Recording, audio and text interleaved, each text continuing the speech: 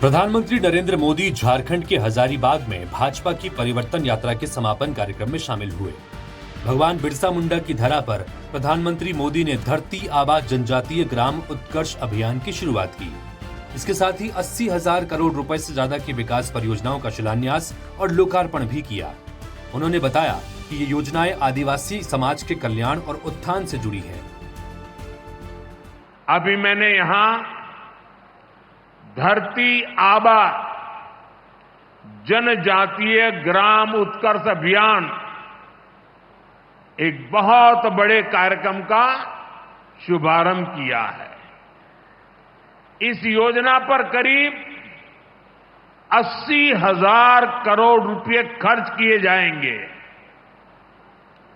धरती आबा जनजातीय ग्राम उत्कर्ष अभियान के तहत करीब 550 जिलों में 63,000 आदिवासी बहुल गांवों का विकास करने का अभियान चलाया जाएगा। इन आदिवासी बहुल गांवों में सामाजिक, आर्थिक, वहां के जीवन को बेहतर बनाने के लिए काम होगा।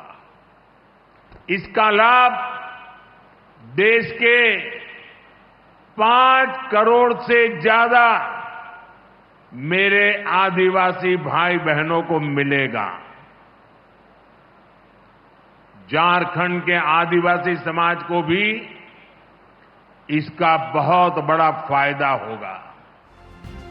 प्रधानमंत्री नरेंद्र मोदी ने यह भी कहा कि आदिवासियों के विकास के लिए महात्मा गांधी का विजन और उनके विचार भाजपा की पूंजी है।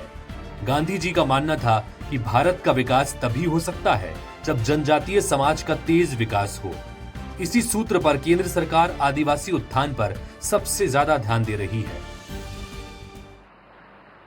साथियों, आज महात्मा गांधी पूज्य बापू की जन्म जयंती है। आदिवासी विकास के लिए उनका विजन, उनके विचार हमारी पूंजी है। गांधी जी का मानना था कि भारत का विकास तभी हो सकता है जब जनजातीय समाज का तेज विकास हो। मुझे संतोष है कि आज हमारी सरकार आदिवासी उत्थान पर सबसे ज्यादा ध्यान दे रही है। इसके साथ ही उन्होंने ये भी कहा कि झारखंड में बेटी, माटी, रोटी की सुरक्षा और भ्रष्टाचार से निपटने के लिए परिवर्तन का समय आ गया है। झामुमो के नेतृत्व वाला गठबंधन खतरनाक खेल खेल रहा है, जो घुसपैठियों को संरक्षण देते हुए लोगों की पहचान, संस्कृति और परंपराओं को खतरे में डाल रहा है। प्रधानमंत्री ने आगाह किया कि झारखंड में हिंदुओं और आदिवासियों की आबादी घट रही है।